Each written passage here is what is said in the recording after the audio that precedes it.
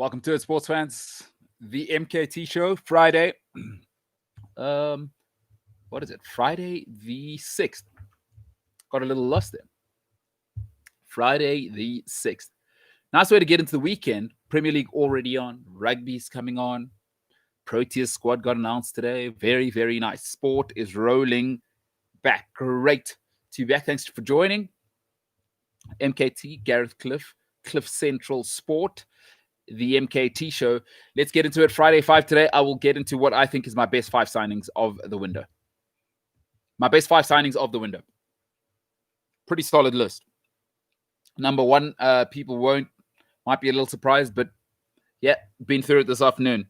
And then Man City, Liverpool. I'll do my feature, and I won't do a prediction, but I think it will shape the season and who ultimately wins the title. I think my take will probably let you know who I think will win, and I think it's going to be a great game. All right, let's get into it. It's Friday. People want to enjoy their weekends. We'll have a short, sharp show today, and we'll let people get off to their shenanigans of being Friday citizens in a free country, in a free republic. Go and enjoy yourselves out there, no matter where you are worldwide. All right, let's get into it. Friday 5. Listen, best signings of the window.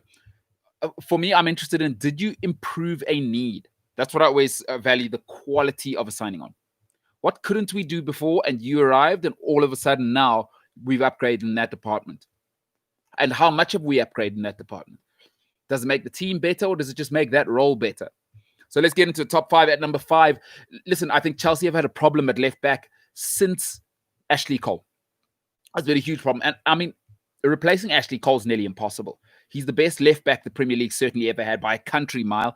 Possibly, I think, in this generation, so that's the last 30 years, outside of Philippe Lam, I don't know if there's been a better left back. Don't give me Roberto Carlos, couldn't defend.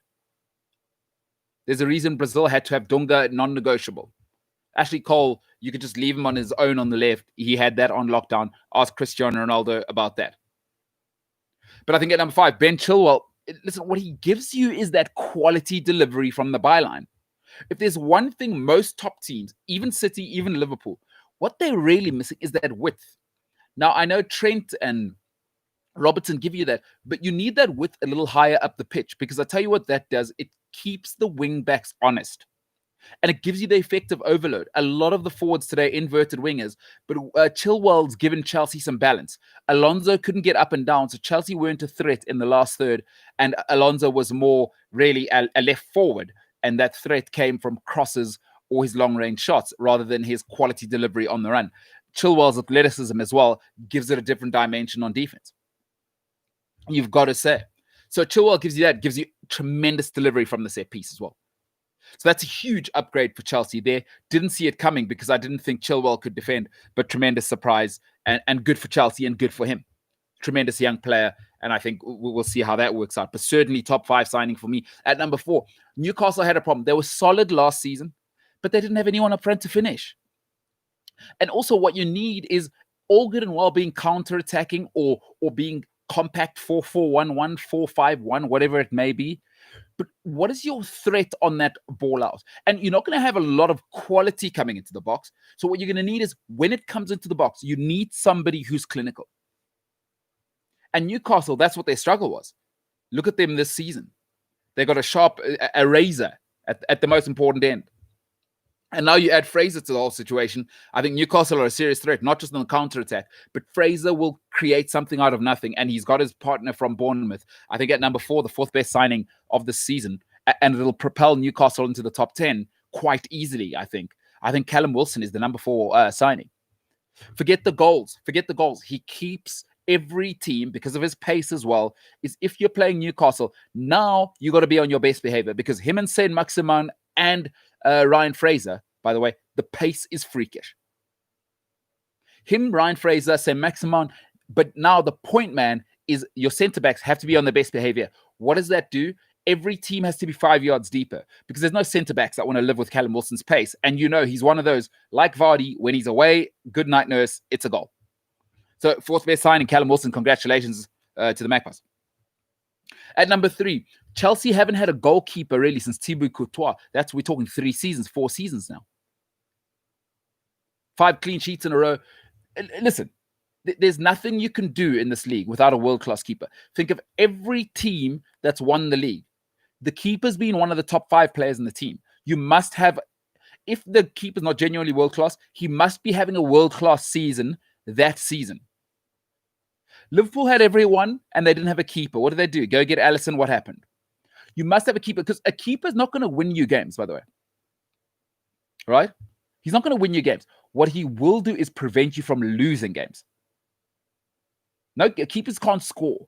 What they can do, though, is get you that extra 0-0. Right? You're 1-0 up, prevent that whole thing. That's where rather than winning you a game, is more often than not at 1-1 against 10 men, I want my world-class keeper. Somebody hits a 30-yard worldie, I expect Alisson to get into the top corner, flick it over the top, where most won't. Chelsea haven't had that for 3 seasons. It's never been a problem with goals, by the way. Hazard's been just making a mess of this league for a decade. But they've had no keeper. They've had Kepa. It's been ugly. Kepa's a mess. Edouard Mendy at number 3. He's a class keeper. And finally, so especially for a pressing team like Chelsea, when you can rely on your keeper, what can you do? You step 4 or 5 yards up. Your forwards want to be where they want to be. Now your forwards aren't having to tuck in and help. Werner's free now. Remember, the keeper is sweeper keeper, by the way. Signing number 3, I think Edouard Mendy, and I don't think there's a better keeper at the start so far this season. At number 2, they probably have never replaced Sol Campbell. They've never replaced Sol Campbell. Don't tell me Koscielny was a replacement for Sol Campbell. He wasn't. It's been a mess for 17 years. They've never had a centre-back. They've been soft up the middle. And now you've got to say they've got their guy. And he's 19. That is scary. Man United missed out on him. Chelsea missed out on him. Man City missed out on him. I don't know how. It must be the Brazilian connection, because Edu is getting all sorts of signings. Remember, Martinelli is a brilliant youngster. I think Martinelli is one of the ones to look out for this season, should he be fit. If not this season, look out for Gabby Martinelli next season. But the second best signing of the season is Gabriel. Look, they've got the best defense in the league. From horrendous, soft, and will concede any goal, no steal. They've got a 19-year-old who, quite frankly, looks like Lucio. It's unbelievable how good this guy is. The Premier League's a nightmare place for forwards to try and adjust. Listen, young defenders are awful because it's a concentration position. Defenders are great 26, 27 onwards, because then they've got the neurological maturity, concentration, the experience with the positioning and the physicality. But this guy's 19. He looks the full package. He could put him in the Brazil team now, because he's better than David Luiz. Gabriel, quite sensational. Great signing, Mikel Arteta. Congratulations to the Gunners. They finally found one. I mean, he's making Rob Holding look decent. Once again, you get a solid centre-back. Here's what it does for you now. We don't have to play 5 at the back. Because we got a guy at the back. He'll babysit the defensive mid. Don't you worry about it. And Gabriel, unlike anyone they've had over the last 15 years, you can leave him at the back on his own. It's what Liverpool did. Liverpool had to play 5 at the back. Get Virgil van Dijk. What then? Don't worry. I got it. Gabriel says, hey, you guys go do your thing. You guys better deliver at the other end. Don't worry. I got this. It makes a huge difference when it's not Mustafi there. Gabriel, sensational. Second best signing. The best signing, I always look for a player who represents the manager. The best signing for me must embody the manager, because the manager's message needs to get across. There's a reason why Wenger needed Vieira. Vieira carried the message to the field. So it's a second manager, and he carries the ethos of the management, right? Mourinho, John Terry, perfection. Constantly demanding. High standards. No popularity contest. John Terry doesn't care. Unsavory off the field, whatever. Doesn't care. Get the job done. I want to win. George Costa with Mourinho before. Roy Keane, I think the greatest captain ever. I mean, him and Fergie, hand and glove. You need that, and you can't beat it when the guy is naturally that personality. The number one signing of this window is Emil Højbjerg, and it's not close. It is not close. Let me tell you why. Mourinho, for a long time, has always valued the unpopular hard man. A famous story at Porto. George Costa, I believe it was a cup final. And Mourinho comes back into the dressing room. And as Mourinho steps into the dressing room, George Costa says, wait outside, please. You wait outside. I call you in, right, when we're done talking. He waits for all the players to go in, does the great George Costa. If you're Portuguese, you know who that is. And he gives them a rollicking. I think they were 2-0 down or whatever it may be. They come out, they win 3-2. That's all she wrote. Or maybe it was a useless league game. But that's what Mourinho likes. Because you look at every club, what's the great sort of criticism of Jose Mourinho? Oh, he doesn't play youngsters. He doesn't develop youngsters. Mourinho has no time for that because he doesn't want sensitive people. I always tell you, anybody under 28, it makes me nervous to work with you because you're emotional. You take things personally. If people get aggressive about work, you take it personally and, oh, woe is me. Jose Mourinho has no time for that. Emil Højbjerg is finally the steal that Spurs have been missing forever. They haven't had it since Tim Sherwood. Even in the great Bale years, there was no one in the middle to carry the manager's message out. Harry Redknapp, who was this guy carrying the message to the field? They were riding Gareth Bale's talent. Emil Højbjerg looks like a guy who is not interested in being popular. Ice cold, what we say we're going to do, we're going to do. And by the way, you don't get to do it your way, and he's already letting people know. Not here. And Spurs actually look like a class outfit because there's some steel in the middle. You can't win in the Premier League. You can win in other leagues. You can't win in the Premier League if you're not solid in the middle. You cannot win in the Premier League. If you're not 5-star and you don't have somebody carrying the manager's message, either at centre-back or in the middle, you cannot win in the Premier League. I don't care how much talent you have. I do not care how much talent you have.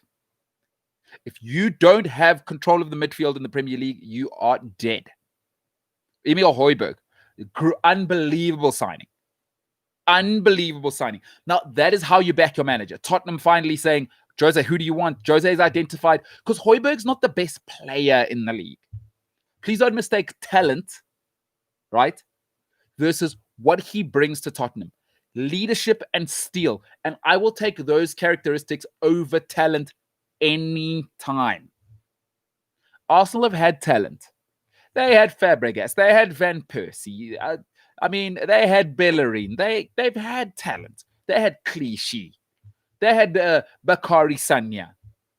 They had Giroud, whether you like him or not. I really like him. Arsenal have had talent. They've not had one single leader. Not a single leader since Patrick Vieira left. They had Cesc Fabregas. They had Samir Nasri. Not a talent issue.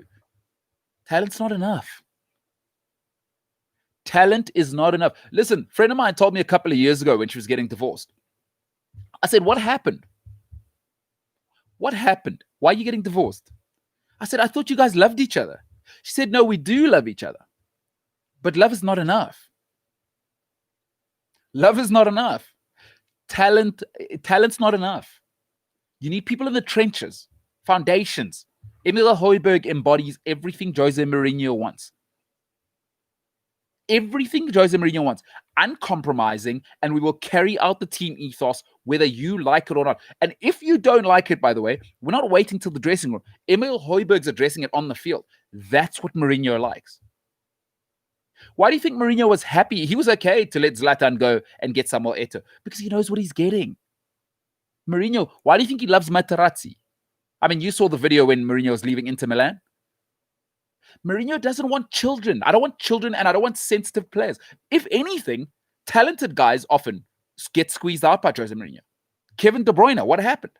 De Bruyne wanted to play, do the flashy stuff. Get the hell out. Mo Salah, get the hell out. Mourinho doesn't play that. Mario Balotelli at Inter, great talent. Get out. Mourinho at Real Madrid with Ronaldo, what happened? Fallout. Mourinho at Real Madrid with Ozil, one season. All right, you're the best player, but I don't do talented. Get out. I don't do attitude. Mourinho will take workers over talent, and it's the only way you win. Even Fergie. Don't tell me he took talent over anything. Fergie, as much as him and Roy Keane bumped heads, why do you think he let him hang around that long? There's a reason. There's a reason why he got Vidic. Because he already had Ferdinand, by the way. But he's like, you're not a leader. You like to wear clothes on Instagram and you make some mistakes. No, I don't like what that looks like. Gary Neville's, he's nice and he's got the United way, so he's probably a rah-rah leader, but nobody's really going to follow Gary Neville. He was captain of Man United. They were successful, but when you bring Nemanja Vidic in, by the way, wearing a captain's armband doesn't make you a leader. Rio Ferdinand looked like Franco Baresi next to Vidic. Don't believe me? Go see what he's like without Vidic. Go look at the numbers without Vidic. No titles, nothing. By the next season, he was at QPR. Mourinho doesn't tolerate nonsense. No great manager values talent over steel. Even Pep Guardiola, you go look at the team. Who did he get to lead the team? Carles Puyol. Carles Puyol was the captain and the leader and the foundation of the team. You had Lionel Messi in the team. You just wait. You do what you're going to do. Get out there. I need to build my foundations. Valdez was the leader. PK was the leader. Puyol was the leader. Busquets was the leader. You need that. It's vital. And Mourinho realizes Højbjerg is the guy. I think that's the best signing of this window, and it's going to make life a dream if you're a Spurs fan. Congratulations on that one. I really think he is. All right, let's take some comments before I move on to the last segment for today. By the way, City, Liverpool, great game coming. Mark Francis says, yes, they copied the Klopp way. And I guess you're talking about Chelsea getting Chilwell and then having Reece James. Yeah, fair enough. I think Pep Guardiola might tell you he did it before by having Jordi Alba and Dani Alves 10 years before Klopp. But okay, you can claim it since it is Liverpool's time. But all right, you can say it is the Klopp way. Some might say Dani Alves is out of this world compared to Trent Alexander-Arnold and should not ever have those two compared. And Jordi Alba is out of this world compared to Robertson. Don't do it.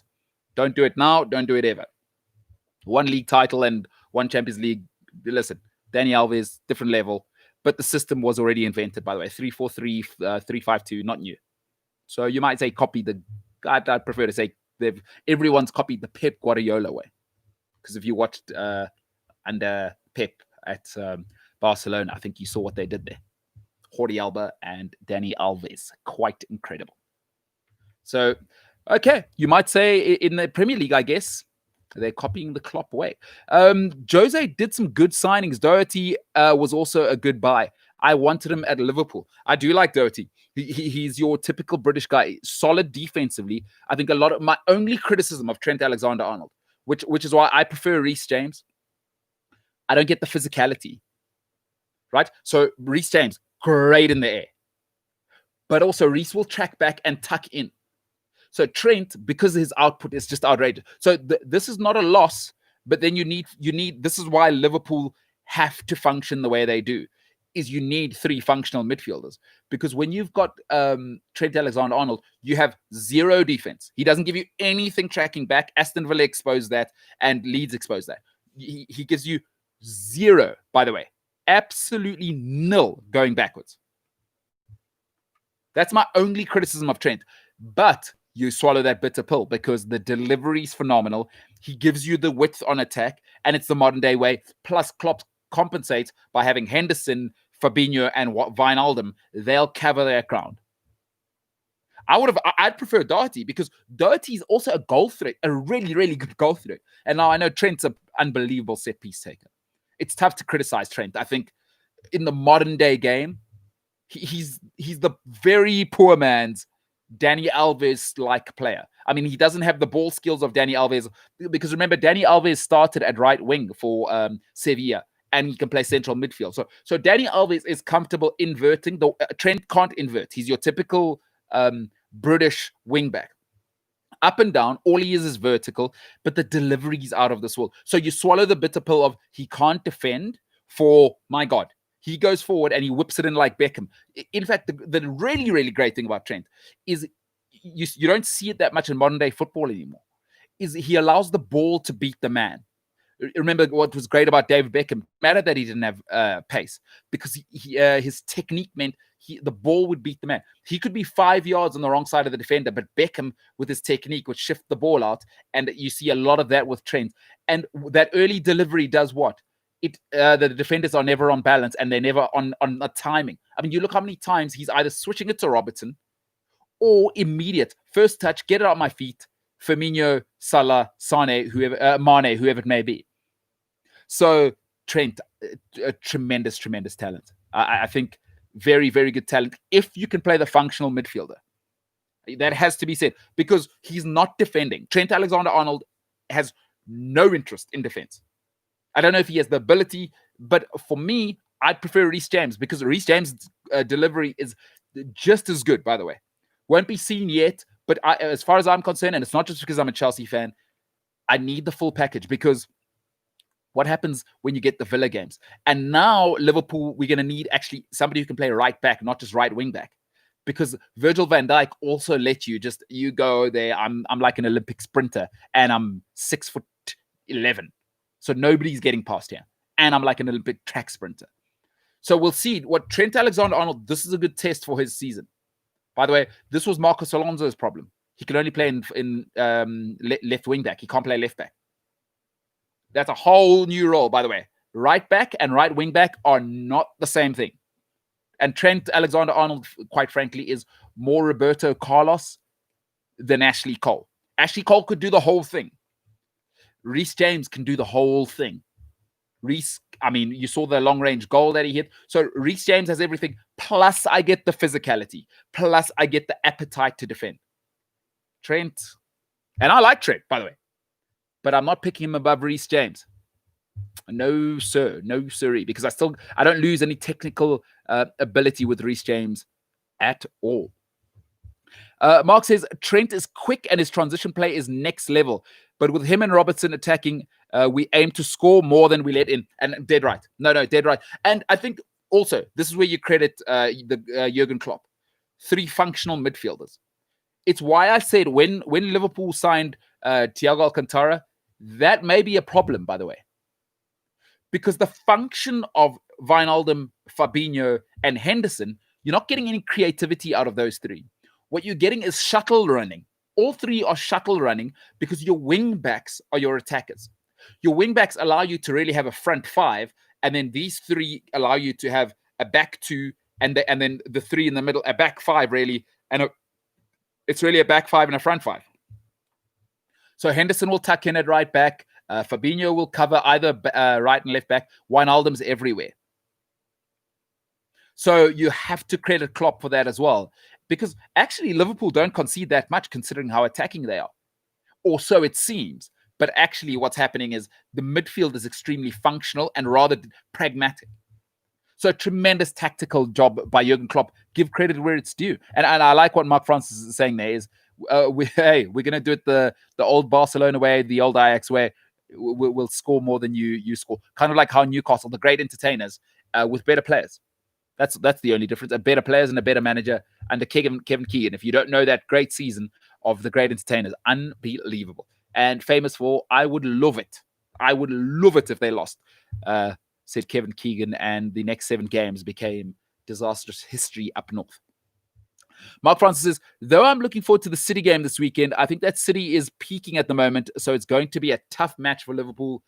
I'd take a 1-1 draw. Mark Francis, listen, we call that a transition in the biz. Great way to transition to the last topic for the evening. Man City, Liverpool.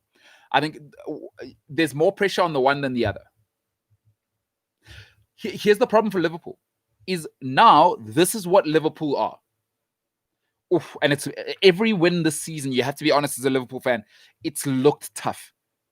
Because even Chelsea, right, 10 men for a whole half, Jorginho misses that penalty. It's 2-1 at that stage.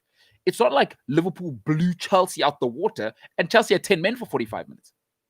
Conceded 7 against Villa, conceded 4 against Leeds. I mean, the West Ham game was not comfortable. It is not the same Liverpool.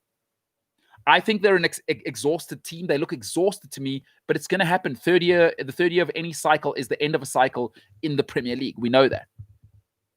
And I've said Liverpool have had their 2 Premier League winning seasons in a row. Yes, they didn't win 2 years ago, but they got 97 points. In any other season, that's the equivalent of a winning a season. No team wins more than 2. Even Pep's current team, 2 Premier League titles. What happened last season? Fell off a cliff. Mourinho's great dynasty, 2 Premier League titles in a row. What happened in the 3rd season? Mourinho's gone by January. Only Fergie's won 3 in a row.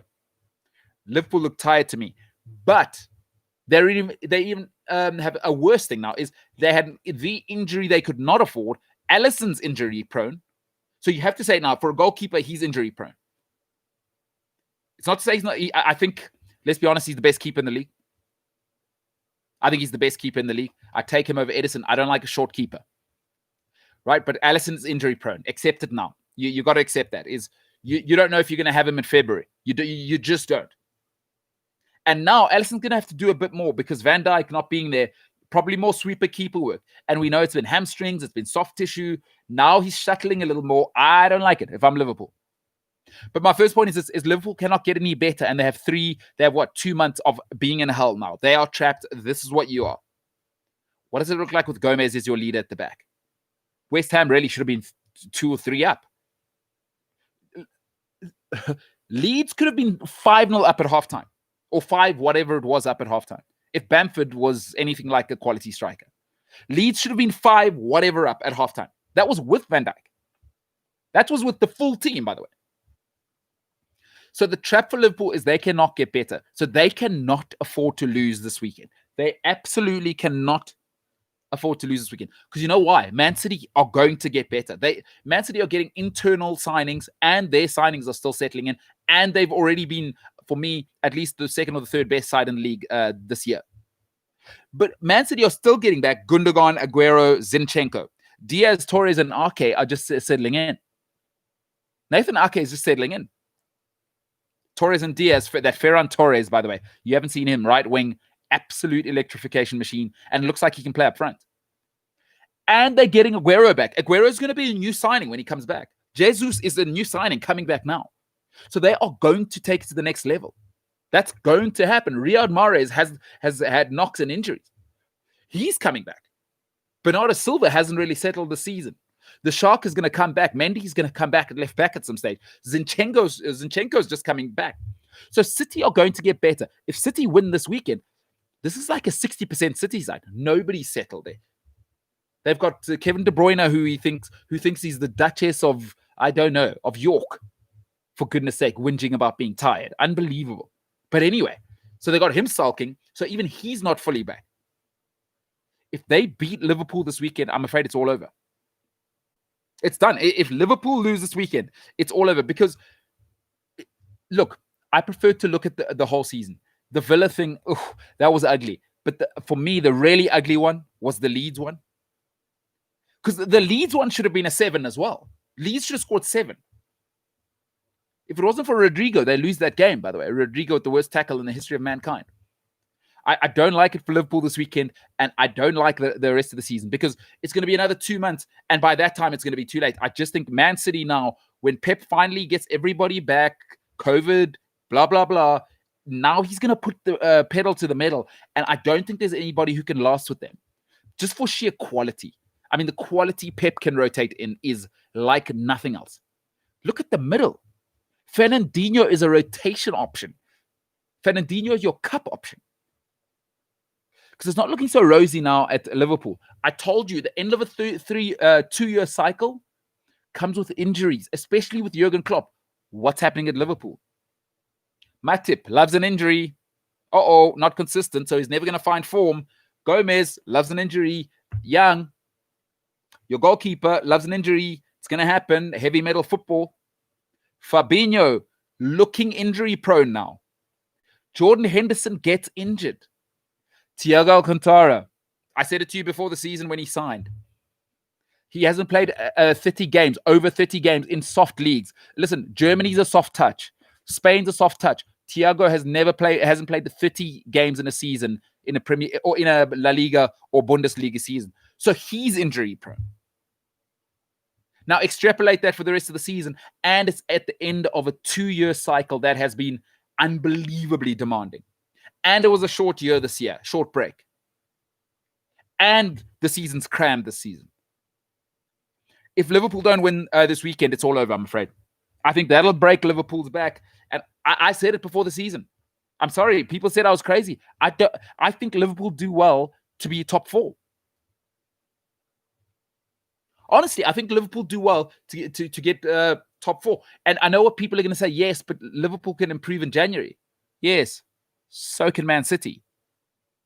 Man City do not have financial restrictions. Don't you worry about that. We've already seen that. So if you think, we can replace, because there's already a few kind of suggestions coming out of Mönchengladbach and clubs like that about replacing Van Dijk. If Aguero is injured, listen, please don't for a second think Man City will hesitate to go to Wolves and say, hey, we like that Mexican guy up front. How much do you want? They will do it. They are ruthless. Pep doesn't care. They are ruthless. They will go to Wolves and bully and unsettle their front man. Before you know it, they will improve. If Aguero is not back by January, not a problem. If Aguero is not back by January, Pep does not give a daylight. He will be off, he will improve, and he'll cut Aguero like he doesn't exist. Pep is cold-blooded. Don't let the soft face and soft voice fool you. He cut Zlatan Ibrahimovic because Zlatan Ibrahimovic came to work in a Ferrari instead of the company car. And that's a real story, by the way. If you haven't read Zlatan's book, I Am Zlatan, great book. Zlatan talks about it. He said he wanted to come with his Ferrari. Audi was the team sponsor then. Pep said, this is Barcelona. Here we don't come with Ferraris and flashy cars. You come in the Audi. That's the company car. So Pep Guardiola has no time for that. Man City will improve. This is what Liverpool are now, by the way. So everything's going to be tough and you're going to have to struggle and you're going to have to dig. You can't do that every week. You can't have Aston Villa or you can't have what you had against West Ham every week. Because what happened against Villa when they're clinical? What happened against Leeds when they were clinical? That's not, that's, I don't like it. For me, that if I'm Liverpool, I'm deeply, deeply concerned because Man City are going to improve. Zinchenko, Aguero, Gundogan, still ready to come back. That's just 3 of them. The others still have to settle in. Mahrez still needs to settle in this year. It hasn't been his season. He's been in and out with the injuries. COVID, this and that. But give it a month. You will see in December proper Man City. We are not seeing Man City right now. They win this game. Arrivederci, as they say. I'm sorry, it's over. It's over for Liverpool. And by the way, I stick to this. People say I'm crazy. Liverpool do well to make the top 4 this season. Folks, I'm biased to the evidence. I've seen, look at the games. That Villa thing was a mess. And if you're being honest as a Liverpool fan, the Leeds game should have been a 7, whatever. The Leeds, you know what? Go and watch the Leeds Liverpool highlights again. The Leeds game could have been double figures for Leeds. I don't think I'm being too dramatic there. And that's a pattern now. West Ham had them against the ropes. Tremendous character to come back. Listen, they're still champions. You still got the best player in the Premier League in Sadio Mane. So you give champions, you give champions an inch, they will take a mile. Sadio Mane said, okay, well, West Ham want to get, what, you want to let us in the game? Tell you what I'm going to do.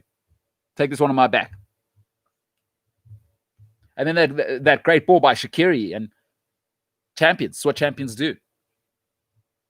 But for me, Man City, I think it's urgent. It's Aguero's last season. I think it's going to be Pep's last season. Whew, if I'm Liverpool, I shut up shop. Sometimes you got to be humble and know when maybe it's over. You're going to have to reboot next season. That is how I see it going. I'd love to know what people think. Listen, Pep's the guy. He's going to figure it out now, and his guys are settled. He's got all the artillery. They're in. Laporte and Diaz look like his first choice centre-backs. It's going to be tough to break that down. And now you're going to see Sterling out wide where he can really do damage. And I think this will be the acid test. Does Trent like defending? Is he willing to do that? Because this weekend, he's going to have to look after Raheem Sterling. If not, Sterling he will cut you wide open. And now, here's what Sterling is brilliant at. playing off the front man. And now they've got Gabriel Jesus, who for me is the second best striker in the league, right? The best striker is the other guy who normally keeps out the team, Aguero. But now Sterling can go left and right. And now we're going to get to see Trent Alexander-Arnold. How much do you have a bit of chutzpah? How much kahunas do you have? Because now it's not just about bombing forward and playing beautiful balls. Because you do that, you're going to get another 7. You do that, you're going to get another 4 like you did against Leeds. And now you're not playing against Mikel Antonio now.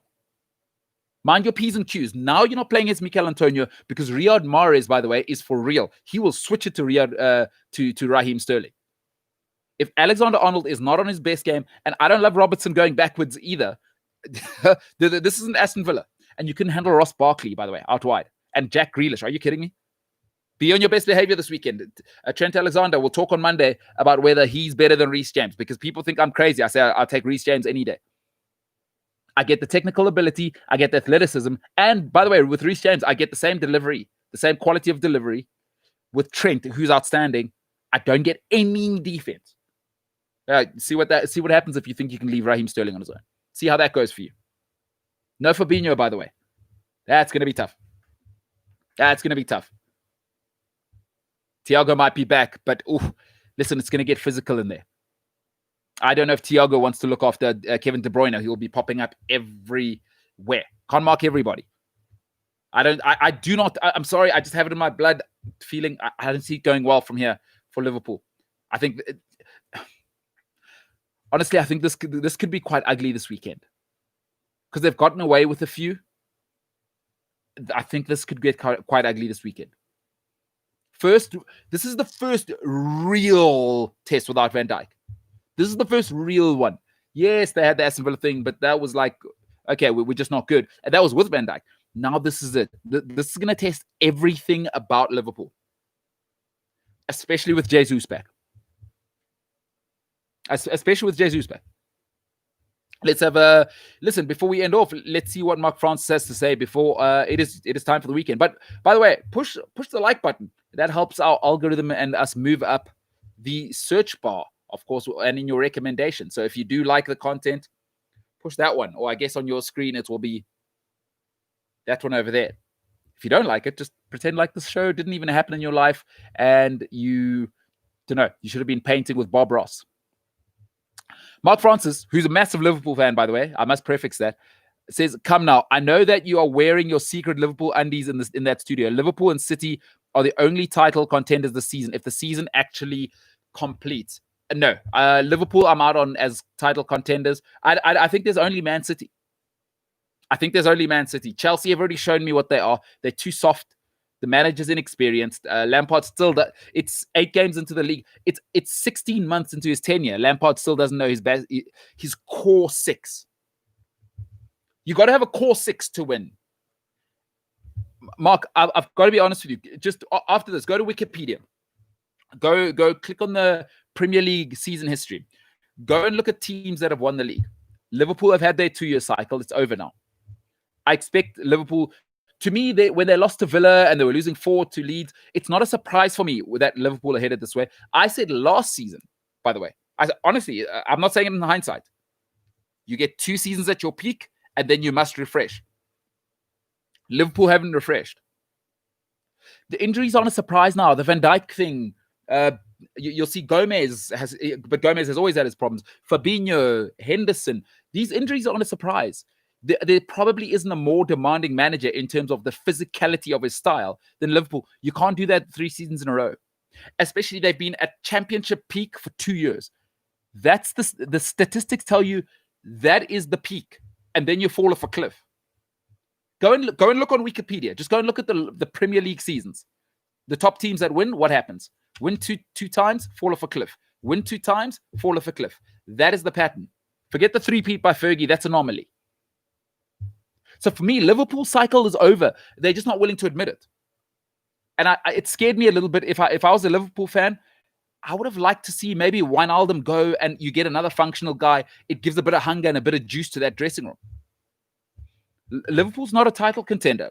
I know it hurts people to say that and people think I'm crazy. They are not a title contender. The window's over, and I've seen enough now. They look tired, and you also just get sick of people in a winning environment. Because what you have to do is grind on each other to win. That gets hard, very, very hard. And if you don't believe me, by the way, go and look at all the great managers, no matter what the league is. Zinedine Zidane, how long was his cycle? 2 years, right? Jose Mourinho with Porto, how long was that cycle? 2 years. 2 great years. You don't get 5 great years. That doesn't happen. Jupp Heynckes in his cycles, 2 years. At the absolute top level, it's too demanding. People grind on each other. People get worn down physically. You must remember a lot of injury is psychological. It grinds you. When you got to win, it's grind. It's demanding. You've got hyper masculine egos up against each other for 6 months, 7 months of the year. The pandemic this year adds the stress. The mental grind is more than the talent grind. It's a mental grind to be there. The demand is win or bust, win or bust. Listen, you're constantly on an emotional precipice. That's all it is. It's very, very difficult. The New England Patriots in NFL and what Fergie did with Manchester United, what the Australian cricket team did for 15 years, that's nearly impossible. They are anomalies. To remain great for 15 years, United were truly great for, I'd say, 20 of the 27 years Fergie was there. That is impossible. Please don't take Fergie as the rule. Don't take the Patriots as the rule. Don't take Buchanan and the great Australian team of having 3 captains in a row and what Ponting, Alan Border, and Michael Clark managed to do all in a row. Mark Taylor managed to do. That's that. You're not going to see that again. You're not going to see Fergie again. Forget it. Forget it. Absolutely forget it. The cycle's over for Liverpool. And people won't see it now. Let's talk again in January when it's really ground them down. When it's really ground them down. People think these dynasties last forever. Dynasties don't last forever. Listen, in the NBA, everybody thought Golden State, they're going to last forever. These guys are unstoppable. They can shoot. 2 years. And then what happened? They had to cry and they had to go and put themselves over the top.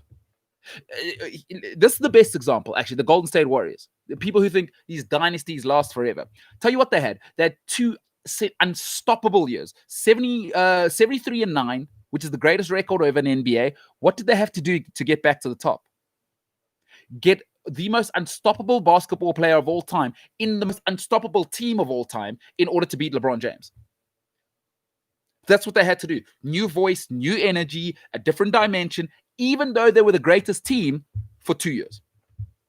Right? They won 2 titles. 73-9 was the best regular season record. LeBron James said, get the hell out of here with that. In that, by the way, 73-9 team.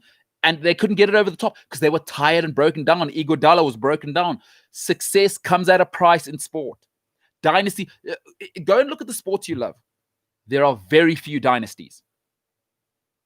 The only dynasty, true power in England, ever. By the way, the Premier League, we now have enough evidence, right? Since 92, what's that, 28 years? One dynasty.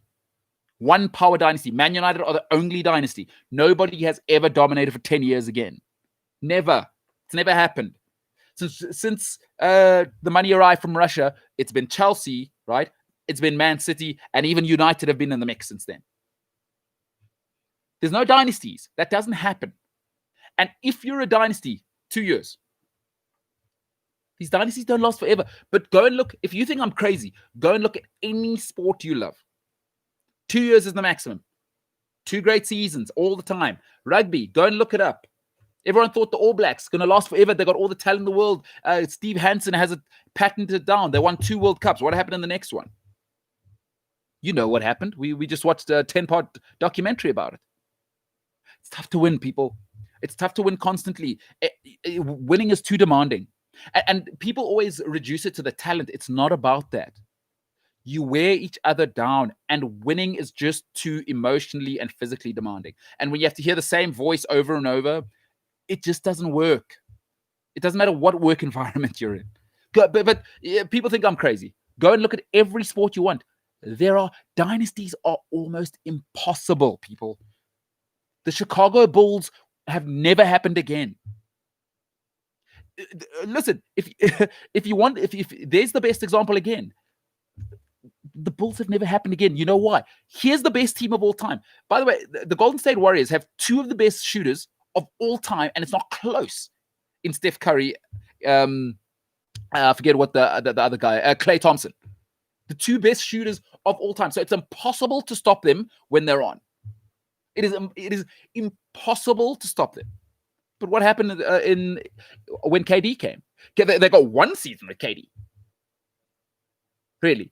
And then they won the 2 titles. And then what happened in the 3rd season? Injuries. KD, Achilles tendon, Klay. What's happening right now? Steph Curry's injured. Klay Thompson got injured. He got the ACL. Injuries happen. 2 years. You have 2 years. That's your cycle.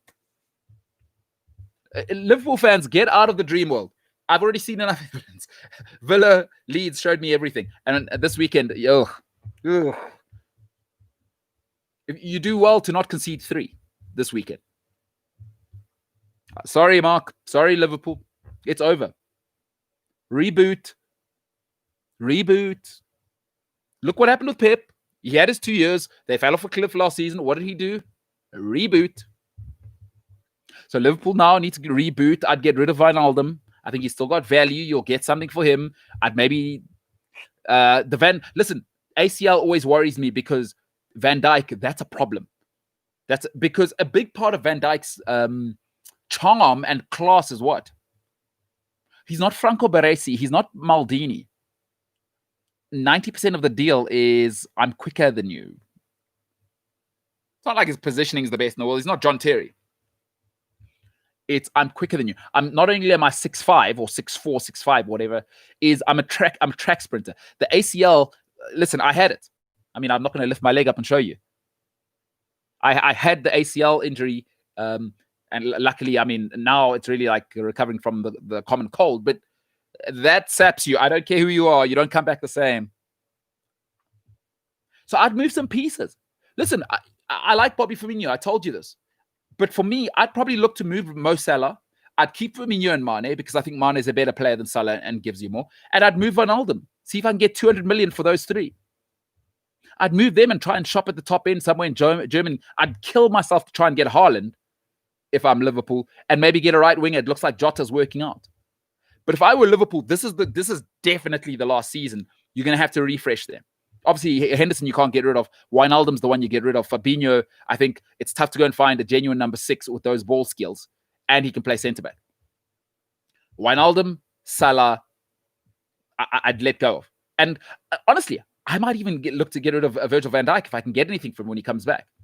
It sounds crazy. People think I'm crazy. But you have to move off people. You got to be willing to move off people. In sport, be willing to move off people. It's the biggest mistake people make. They think these dynasties. You know what made Fergie great? He was willing to move off people. And you know what makes Fergie even more great? Fergie would always say, I'm not going to let you age on my clock. He's not going to let Jaap Stam age on his clock. I'm not letting Ruud van Nistelrooy age on my clock. Listen, I might let you go 2 years early, a year early, but go and age on somebody else's clock. And everyone who wins does that. Everybody who wins, move off people. This idea that you need to romanticize that, oh my God, this Jurgen Klopp thing's going to last forever. You're crazy. You are crazy. The greatest manager of our time. This is with all the resources in the world. Look at Man City. Look what just happened. 2 years, people. Stop thinking Liverpool are in it. They are not. It is a tired team. They look lethargic. Everything looks harder this season for Liverpool. If you don't believe me, go watch that West Ham game again. Liverpool should be blowing people out. Chelsea, they should have blown. Last year they get Chelsea down to 10 men. That's a 5-0 game. That's a 5-0 game. They're a tired, exhausted team. And the hard part of the season hasn't started. Because now we're getting into the meat of it. We're going to see international break. We get into the meat of the Champions League. We get into the cold weather. Remember that. That changes everything. A lot tougher to get up. And it's -6 and it's sleeting. The weather up north is horrible. Fabinho's already injured. Gomez is already injured. Matip's already been getting injured. Your goalkeeper's injury prone. You've already lost your centre back for the season and captain. You got Jota, who's new. Is that going to be tricky up front? There's a lot to deal with now. And the manager's demanding. The manager is demanding. Don't tell me Curtis Jones is the same as these other guys. Curtis Jones is not Sadio Mane. That rotation's not going to work. He's not Henderson. He's not Fabinho. He's not Wijnaldum. I'm sorry, it's over. And you don't have to accept it. I know it's tough to accept. And it doesn't make sense. Just go and look at the stats. You've had Liverpool have had their 2-year cycle. It is over. Tough to accept. It's Man City. And listen, the only other team that gets close, purely because of the freshness and the talent, but I don't see it happening. Lampard's too far off. Chelsea strike gold and they somehow manage to settle, and Thiago Silva doesn't get injured because he's about 87 years old. Chelsea maybe push City, maybe. But folks, look at the talent City have. Talent, manager, ownership, great. I've always said, listen, plus now they got a captain. Nathan Ake really is a captain, right? He's a captain. You got Laporte back. He's a captain. They got some leadership back. I've always said, most important person at a football club, captain. Without captain, you can't win. I don't care how much talent you've got. It's another thing that Liverpool have lost. Who's the captain? Because when it's going well and Mane is scoring all the goals, great. What happens when you're 2-0 down, right? And you're away at Tottenham in January? Who's spurring the troops on? Gomez. Stop with Henderson. He's not the leader of the... Just wearing the captain's armband doesn't make you the leader. Van Dijk's the leader of that team. Right? Van Dijk is the leader of the team. I think if you're honest with yourself, who's the leader? Where's the leadership? Don't give me Henderson. Stop that. Stop. Folks, it's over. It is over. Let it go. If you're Liverpool, you do well to make top 4 this season. Wayne Ngube says, Liverpool are definitely contenders. They aren't favorites, but City have their pep fatigue as well, and everyone else sucks. I totally agree with that. I think City do have their pep fatigue. The only thing I would say is that the fatigued ones are gone. He's bringing in that Ferran Torres, Diaz, Ake, fresh voice. For them, it's fresh. It's still great to work with Pep. They're going to try and push the ethos and try and live up to the Holy Grail to, I played for Pep and I was successful under Pep. So the fatigue, yes, they've got the Pep fatigue, but Liverpool guys are still, it's the same guys. Liverpool haven't refreshed. It's the same guys outside of Thiago Alcantara, who, by the way, you'll get 15 games out of Thiago Alcantara in the league. He's never had a full season in Germany and Spain. Are you kidding me? This is England, already injured. Already, how many? It's been coronavirus. Now he got injured. I mean, forget it. You're not getting a full season out of Thiago. Absolutely forget it. So yeah, I agree on the Pep fatigue, but he's done an element of a reboot. Maybe not a full reboot, but an element of a reboot. Ake, Diaz, Torres, bringing in a little fresh flavor. So, but great point. And Wayne Ngube says, I agree their window is closing, but the chaos in the rest of the teams gives them a chance, even as they fall closer to the pack. Fair. Having said that, generally the fall off the cliff isn't gentle. Because I'll tell you what happens is when people win, because look what happened to Man City last season. It wasn't like, it was gentle and we're going to be second. They were 100 points, and then what did they finish on? 67 or something like that. They were like 20 points less or something like that. That's generally the fall-off. Because generally then by February, screw this. If we're not winning, it's a disaster. Screw this. They're human, Because here's the other problem for Liverpool, by the way. Now Real Madrid are calling.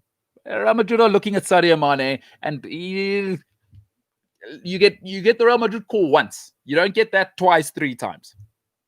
He's not going to be the same player this season because you know what Real Madrid are going to do in January. The Marca is going to have stories galore. Please don't think Liverpool are the Holy Grail. Real Madrid are the Holy Grail in world football. Barcelona are the Holy Grail in world football. When those two come calling, listen, Man United, the biggest brand in football in the last 100 years, couldn't keep Cristiano Ronaldo from Real Madrid. You think Liverpool are going to keep Sadio Mane from Real Madrid? Stop. There are all sorts of elements now. When you win, it changes everything. It changes everything. And I think Wayne's making some tremendous points here, by the way. Wayne says Crusaders and Canterbury are a rugby dynasty. Not to disagree with your general thesis, but they are a clear exception. They are. Listen, the Crusaders are, what they've done down there is, it's really out of this world. It really is out of this world. And the question in New Zealand rugby becomes really, is that because everyone else is a mess, or are they a true dynasty? But you're not. With the Canterbury guys, you've got to be honest. They've been doing it since Todd Blackadder days. Right? That's 20 years ago. That is 20 years ago. Ultimate dominance of New Zealand rugby. Exceptional, but rare. I mean, even in South Africa, like the Bulls, 4 or 5 years. It's over. Right? 4 or 5 years, it's over. Then it was the Sharks. Then it was, the Lions for a bit. 3 Super Rugby finals in a row, or whatever it is. But yeah, I think the Crusaders are another one of those exceptions. Wayne says, Golden State Warriors made 5 straight finals. It wasn't a 2-year cycle. Well, they only won 2. I only care about winning. You must remember, I'm only talking about winning. Dynasty is win. Dynasty for me is not getting to the big one. Jordan won what? 6 and 6. Took a 1-year break in between. That's dynasty. Right? Is the Golden State guys did what? They won 2, injury year, won another one. Dynasty for me is win. I don't want to hear I got to the final. That does nothing for me. But listen, 5 straight finals, you got to give it. The real dynasty, by the way, in basketball is a guy called LeBron James. That's the real dynasty. If the argument is 5 straight finals for the Golden State Warriors, if that's the argument, then that's not a dynasty, because LeBron's gone. He went like 7 in a row. 7 in a row. Don't give me the East is least, because now I love the excuses now, by the way. Listen, folks, sometimes you just have to say great is great. LeBron comes to the West. Everyone looks average now. LeBron's first season got injured. Okay, well, let me get over that. I got to settle into a new team and change the culture. These guys are idiots. Let's get the coach out. Second season, everyone looks. Now the West looks like the East looked. No, it's called LeBron James. LeBron James is the dynasty now. LeBron James has been the dynasty for 15 years, at least the last 10 years. He went 7 straight. If that is a dynasty. But I don't consider dynasty going to the big dance. I get Wayne's point. I get the point. But I'm afraid you got to win. And it's a great point. They did win 3. Wayne makes a good point here. They did win 3. My God, that is a lot. But they had to go and get look, the reason I say that dynasty ended was they had to add the best player, or second best player, because LeBron's still the best player. But they added the guy who, when you add Kevin Durant to that team, they were already 73-9. That's the best team of all time. In order to reboot that cycle, you went and got the second best player in the league, the most unstoppable offensive player ever. 11-foot arc Kevin Durant has shooting. There is nobody who in the world, in the history of mankind, who could ever guard that. And that's who you had to add. Liverpool haven't added anything. Don't give me Thiago. Thiago is not an addition, guys. If you're a Liverpool fan, accept something now. You're seeing 15, 18 games in the league. And by the way, it's going to be sporadic. So you're never going to see the best Thiago this season. You're not. That's not adding Kevin Durant to your team. You know what would have been doing that is you get a Haaland this season and you go and get yourself Marquinhos at the back. Or you get a Sergio Ramos at centre back. That is getting Kevin Durant. And Liverpool haven't done that, I'm afraid. Sometimes you need also, you're going to need the leadership. Is Steph Curry, to the point, if you don't watch basketball, he was humble enough to say, no, Kevin Durant, we're going to make this about you. I know I'm the main man here. Everybody loves me. Is it? No, you're clearly the better talent. Let's make it your team. By the way, now, in every environment, folks, you need hierarchy. What's the hierarchy at Liverpool now? Because with Van Dijk, it was clear. He's the boss. Whatever happens on the field, Jurgen Klopp can kind of leave that to him. I want to see how that unfolds. Fatigue's real. Mark Francis says, even with the cycle, experience counts in the EPL and Liverpool will contend. I don't want Salah to move on, but Mane is going nowhere. Matip, Ox, Thiago, Keita will be coming back, and that is huge. So let's finish off with this. You've used a really interesting name there. Keita. I hate the term injury prone, but he's not somebody you can rely on now. I've got 2 seasons of evidence. You can't rely on him. He's injury prone. He is, the problem with injuries isn't necessarily always the injury when it happens, but when it's habitual like that, is I never get the best version of him. So every time he comes back, he's actually disrupting the team flow rather than adding to it. I can't go with you on Keita. When was the last time he hasn't played 10 games in a row for Liverpool since he got here? Cannot argue that. I'm looking at that list, right? Matip, injury prone. Ox, it's another operation now. Why do you think Arsenal let go of him? Ox can't finish a season. Mark, come on. Listen, all these names. Look at the names you're putting there. And I think we'll get back to the Salah and Mane thing. Matip loves an injury. Started the season. Where was he? Injured. Again. Ox. Where's he now? Injured. Again. And it's a serious injury. Again. Last season, ACL.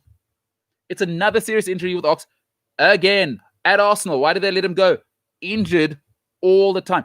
Mark, let me tell you the greatest ability. It's availability. All of these guys you're listing, Thiago, he's never... Go and look at Thiago's career statistics. In 7 seasons, never played over 30 games in a league. In soft leagues. Germany's a pitter-patter, please. For Bayern Munich, in Spain, is there a softer league? You can barely tackle people in Spain. And he can't last 30 games there. You think here, where he's got to go to Wolves in February, right? He's going to have Seiss sticking his knee into his back, because they don't call contact in the English Premier League, by the way. So now he's going to be taking bumps and bruises. And if he thinks he can take an extra touch in the Premier League, I know he thinks it started well. All right, you try that nonsense when you're playing against Declan Rice, right? In the freezing ice cold in January. Let's see what that looks like. You take that extra touch in the Premier League. And it happened, by the way, against Chelsea. Was it against Chelsea, that horrible tackle? I don't know who made that terrible challenge on him. Or was it Leicester? I think it was Leicester, right? He took an extra touch and then he lost control. And what happened? Somebody came onto his shin. This isn't Spain where people are pulling out of those challenges. Thiago, injured again. Keita, injured again. I can't work with that list. I'm sorry, Mark. If you think that's the guys that are going to save you, come on. Ox, Matip, Thiago, Keita. All of those careers, right? Outside of Thiago, really, his great season was last season. But I'm happy to say all of those careers, Matip, Ox, Thiago, Keita, you know them more for their injuries than their performance. All of them. Why do you think Barcelona let Thiago go? It wasn't a talent thing. They didn't have to let go of him. But we got Sergio Busquets. And we know Iniesta's on way out, but Iniesta plays 38 games a season. Availability is the greatest ability. If your hope as a Liverpool fan is no, that ain't it. I'm sorry, and I'm not getting off. I trust the evidence, and Mark says the experience, but Mark says I don't want Salah to move on, but Mane is going nowhere. Listen, I didn't want to break up with my ex-girlfriend, but sometimes, it's not in our control. It's not in our control. They have better options. I'm sorry, Mark, I hate to tell you. If Real Madrid or Barcelona come calling, and they will, you better believe they will, Sadio Mane has no choice. You cannot turn down Real Madrid, and you cannot turn down Barcelona. You as a coach, as a club, would have to have the devil in your heart to let a player turn that opportunity down. There is no way, because I'll tell you what they do. They come with 100 million the first time, and you say no. They come with 120 million, and then you know what they do? They make it a media nightmare for you, right? They start leaking things into the papers, and they start leaking numbers into the papers, and then the guy's agent starts leaking numbers, right? Real Madrid have been bullying teams. They were bullying teams since way back. They bullied Chelsea out of Ricky Carvalho. I remember that whole thing. They will bully you into submission. So enjoy it while it lasts, but I'm afraid I've called it, and I'm not moving off it. You might think I'm crazy. And I'm not anti-Liverpool, by the way. I'm grateful to have watched the great football over the last 2-3 seasons, but I'm biased to numbers. I am biased to numbers. Hey, great way to finish the week. Mark Francis, Wayne Norbert, great comments. Wayne, big NBA fan. Big NBA. Golden State Warriors made 5 finals straight. If that's dynasty, LeBron James is a dynasty. He's a dynasty entity all on his own. 7 in a row. Don't tell me about East is the least. LeBron came to the West. Look now. Steamrolled in his first season with any help from AD. Steamrolled. Folks, you could have been anywhere with anybody tonight. You chose to be with us. Have a great weekend. Cannot wait to watch the football. Liverpool Man City is going to be outstanding. Absolutely outstanding. What's the other big game? Arsenal Leicester this weekend. Cannot wait. By the way, tragedy today. I thought the cutoff for fantasy football was an hour. I did it with like an hour and a half or hour and 15 minutes ago. Turns out, nope. The cutoff is an hour 30. I couldn't change my team. What a disaster. What a disaster. Same team as last week. I am not happy. But let's see how that goes. You could have been anywhere with anybody tonight. Chose to be with us. I'm MKT. He's Gareth Cliff. Cliff Central Sport, the MKT Show. We are the Hell Harder here.